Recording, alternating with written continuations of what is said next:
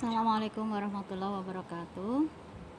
Alhamdulillah, segala puji bagi Allah. Kita berjumpa lagi di kelas bakat SMA Alam Lampung. Masih membahas tentang strength tipologi atau tipe kekuatan. Kali ini kita masuk pada klaster elementary, ya, elementary.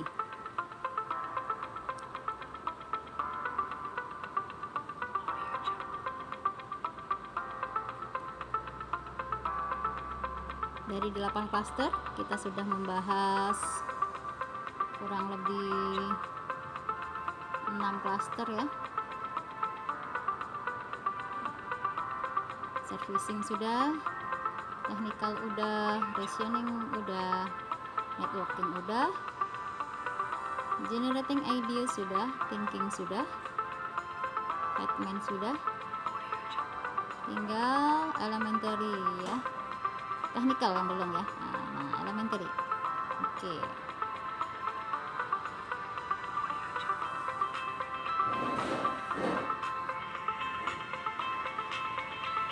Nah, cluster elementary ada di bagian bawah, ya, sebelah kanan dengan simbol E. Ya, ada 3 tipe kekuatan di cluster elementary. Ada jurnalis, interpreter, dan administrator.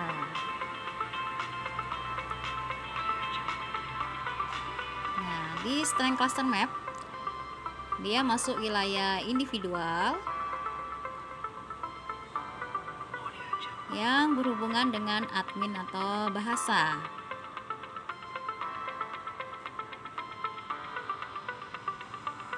Ada ranah hard skill, ya. Oke, kita masuk di elementary, aktivitas individual yang berhubungan dengan administrasi dan bahasa. Di cluster elementary itu ada 3 tipe kekuatan.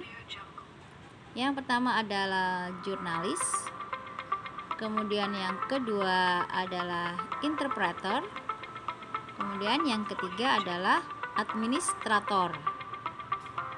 Kita akan bahas satu persatu. Silahkan dibuka talent mapping kalian masing-masing. Apakah ada di antara kalian yang memiliki tipe kekuatan di wilayah ini, ya, di wilayah cluster elementary? Apakah di jurnalis, interpreter, atau di administrator? Kita akan bahas satu persatu. Yang pertama adalah jurnalis atau JOU, ya. Ciri dari tipe kekuatan jurnalis adalah pribadi yang mampu membuat jurnal, buku harian, atau catatan kegiatan sehari-hari, atau menulis laporan dan berita untuk disiarkan. Kemudian pribadi ini adalah pribadi yang mudah menyesuaikan diri, ya, adaptability-nya tinggi, mudah beradaptasi, berani bertatap muka, ya, dengan orang lain, senang menulis, senang menjelaskan sesuatu baik lisan maupun tulisan. Kemudian juga dia berpikiran strategis atau banyak ide. Ya, ini adalah ciri-ciri tipe kekuatan jurnalis. Profesi atau pekerjaan yang bisa dipilih atau dilakukan oleh seorang dengan tipe kekuatan jurnalis antara lain wartawan lapangan, ya, di mana dia paling tidak memiliki tipe kekuatan utama adalah jurnalis, komunikator, dan commander. Atau menjadi seorang investigator, di mana dia memiliki kekuatan jurnalis, explorer, dan evaluator. Juga bisa jadi juga menjadi seorang peneliti, di mana dia harus memiliki tipe kekuatan jurnalis, explorer, dan administrator.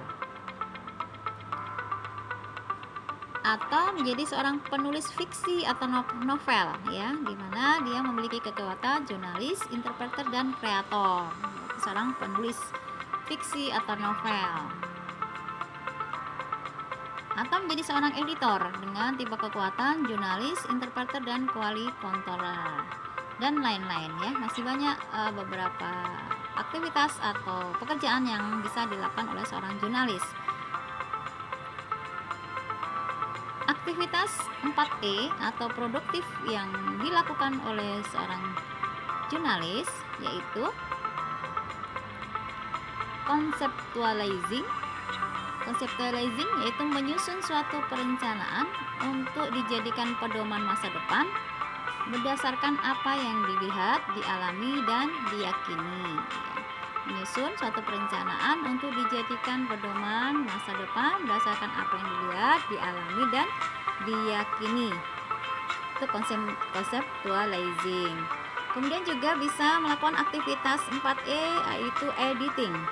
Editing yaitu merapikan dan mengoreksi tulisan yang telah dibuat sebelumnya sebelum dipublikasikan.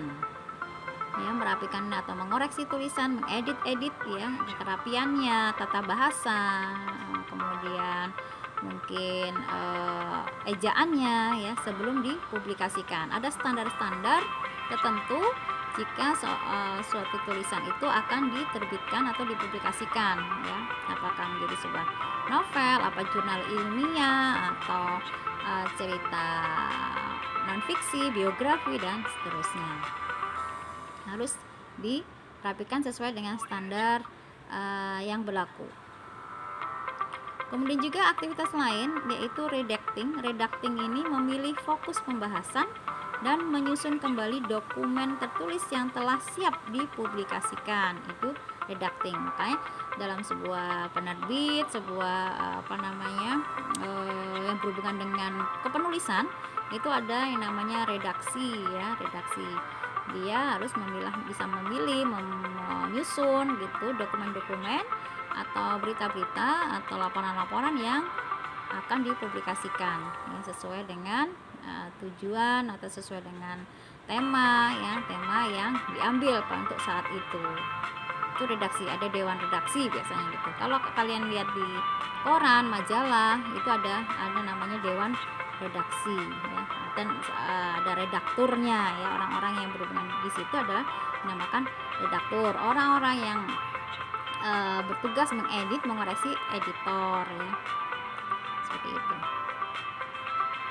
Barangkali di antara kalian ada yang memiliki aktivitas 4E di sini ya.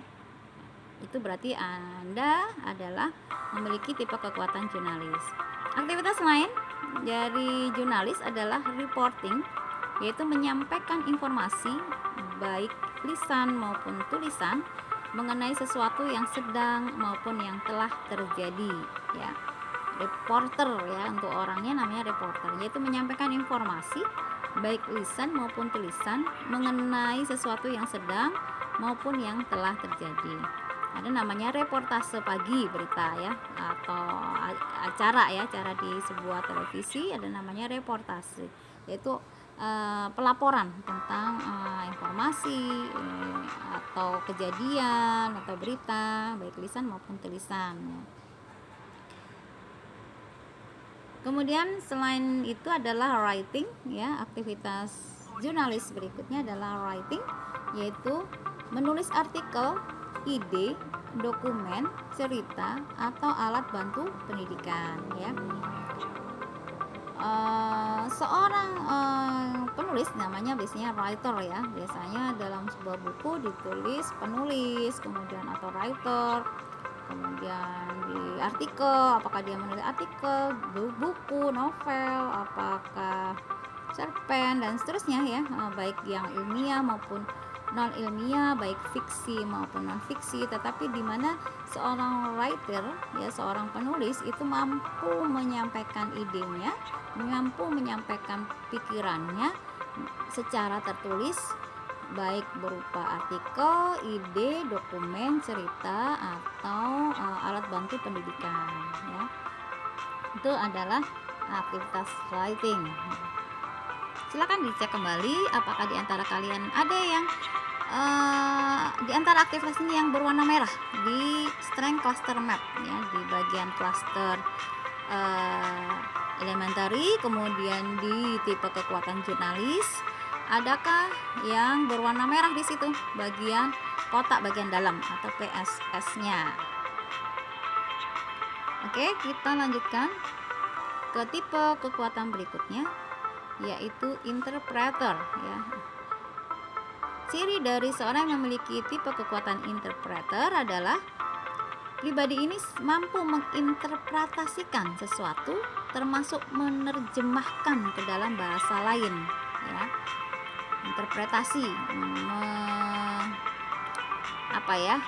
menerjemahkan bisa simbol ya, bisa gambar ya, atau bisa bahasa tertentu ke dalam bahasa lain ya. Itu interpreter. Kemudian ciri yang lain adalah pribadi ini senang menjelaskan sesuatu baik secara lisan maupun tulisan, dan dia juga memiliki daya analitis untuk mengartikan sesuatu ya. Misalkan kalau dalam Al-Quran ya, dalam Islam terus ada yang bisa mengartikan, menginterpretasikan sebuah ayat ya, ayat-ayat yang mutasabihat, ayat-ayat yang masih belum jelas penjelasannya ya, seperti itu ada interpretasinya, itu nanti ada hadis yang mendukung. Nah, kemudian dikaitkan dengan hadis-hadisnya ya, hadis-hadis yang berkaitan dengan itu interpretasi atau interpreter. Cirinya, pekerjaan yang bisa dilakukan oleh seorang yang memiliki tipe kekuatan interpreter antara lain penerjemah buku, di mana dia memiliki tipe kekuatan interpreter, explorer, dan quality controller ya. Misalkan tafsir yang kemudian sebuah ilmu-ilmu yang harus diterjemahkan atau dijelaskan lebih lanjut dalam sebuah penjelasan terinci. Kemudian pekerjaan lain bisa dilakukan adalah penyadur cerita ya. Dia memiliki tipe kekuatan interpreter, komunikator, dan kreator ya. Penyadur cerita biasanya cerita-cerita rakyat, dongeng seperti itu, disadur dari cerita apa, nah, biasanya begitu ya. Nah, dia akan menginterpretasikan sebuah cerita tersebut dalam sebuah pesan-pesan tertentu, atau menjadi seorang interpreter lisan ya, interpreter atau penerjemah lisan, di mana dia memiliki tipe kekuatan interpreter, komunikator, dan mediator ya. Ini bisa dilakukan oleh seorang penerjemah pemerintahan ya, kepresidenan, di mana dia menjadi mediator antara presiden negara tertentu dengan negara lain ya. Dia harus bisa memahami maksud dari presiden negara tertentu ya, pesan yang akan disampaikan oleh negara lain seperti itu. Nah, seorang presiden biasanya dia mempunyai penerjemah lisan atau interpreter lisan ya. Kemudian bisa juga menjadi ahli tafsir, nah itu tadi ya. Dia harus memiliki tipe kekuatan interpreter, explorer, dan edukator ya. Tafsir Quran, tafsir Ibnu Katsir, dan seterusnya, ada banyak ya dalam buku-buku Islam ya. Itu ada tafsir-tafsir yang ditulis oleh para ilmuwan Islam ya.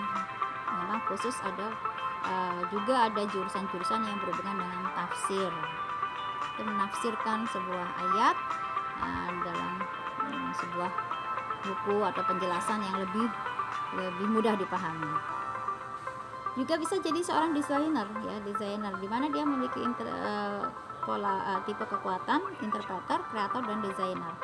Jadi tidak hanya berupa tulisan, tapi juga bisa penerjemahan pesan itu dalam bentuk gambar ya. Seorang desainer dia mampu menerjemahkan idenya atau ide orang lain dalam sebuah gambar ya. keinginannya seperti ini. Nah, bagaimana menerjemahkan keinginan itu, ide-ide itu dalam sebuah karya atau sebuah gambar atau rancangan dan lain-lain ya. Masih banyak pekerjaan yang berhubungan dengan tipe kekuatan interpreter. Aktivitas 4E atau aktivitas produktif yang bisa dilakukan oleh seorang interpreter yaitu interpreting, yaitu membangun atau menjelaskan arti atau makna dari sesuatu ya.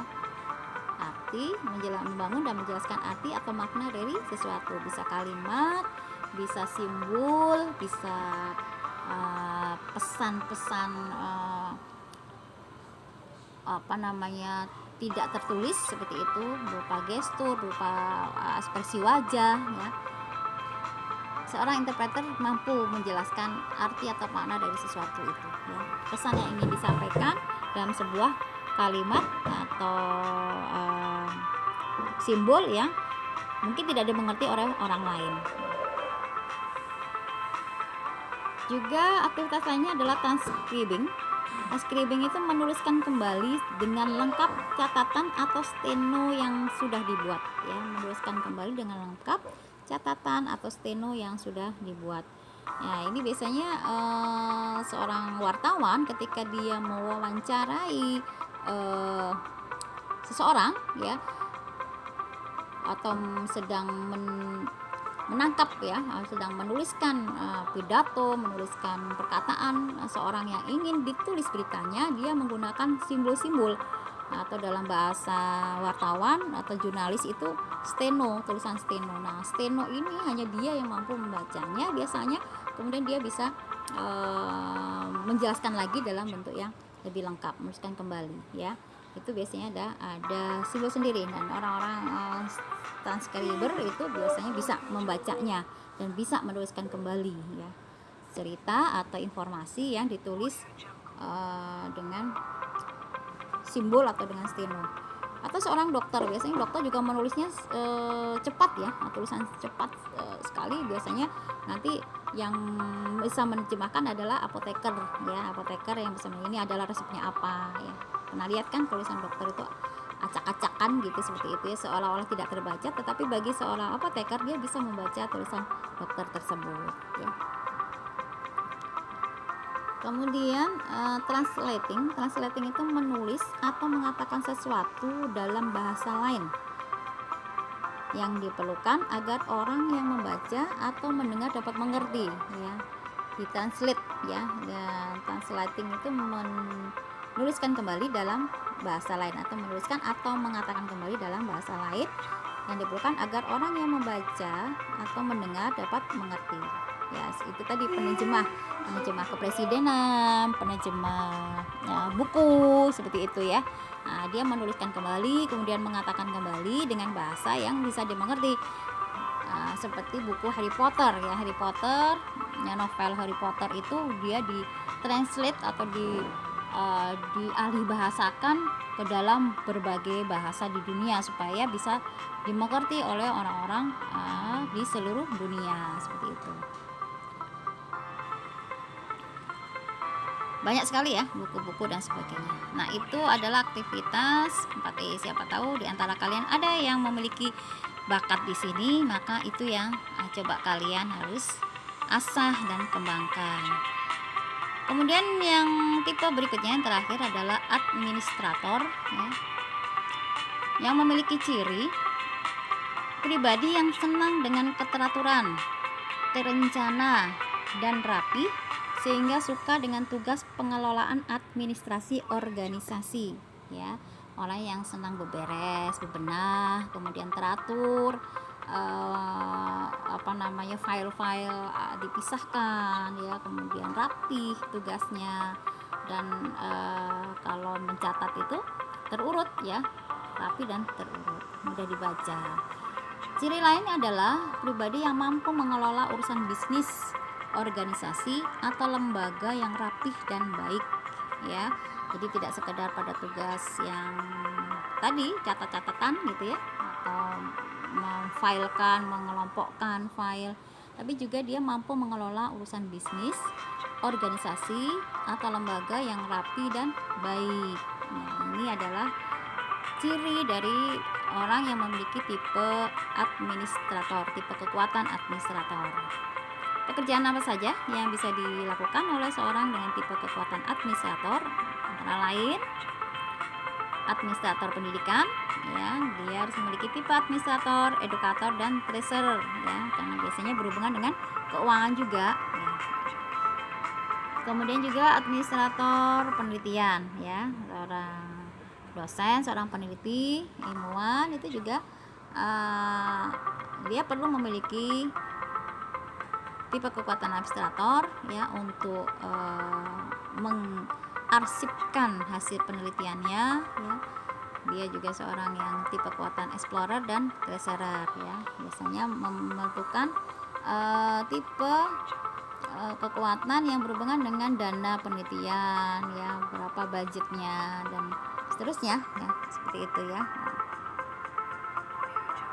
Kemudian juga bisa menjadi seorang administrator keuangan, ya, di mana dia harus memiliki tipe kekuatan administrator, treasurer, dan analis, ya. Dia juga analis harus teliti, rapih, ya, teliti, yang penting itu teliti, ya, karena kalau keuangan itu perlu ketelitian yang luar biasa, gitu. Keselip sedikit pasti sudah akan mempengaruhi semuanya, ya, seperti itu. Juga bisa menjadi administrator kesehatan, ya, di mana dia memiliki kekuatan administrator, saver, dan caretaker, ya. Kalau di administrator kesehatan itu berhubungan dengan orang lain yang harus dilayani, ya, di rumah sakit, di puskes, gitu, ya, di klinik-klinik. Dia harus juga menjadi orang yang memiliki bakat atau kekuatan server, caretaker, yang melayani, ramah, ya, sabar, seperti itu. Kemudian juga administrator yang lain-lain, ya. Oke. Aktivitas produktif apa saja yang bisa dilakukan oleh seorang dengan tipe kekuatan administrator? Antara lain complying. Complying ini menjalankan dan menjaga kepatuhan sesuai dengan aturan yang berlaku, ya. Jadi orangnya disiplin, ya, biasanya disiplin, patuh terhadap aturan yang berlaku. Jadi kalau aturannya begini, maka dia dengan senang hati akan melakukannya, ikut, gitu, ya, ikut dengan aturan, taat, seperti itu. Kemudian juga aktivitas lainnya adalah filing.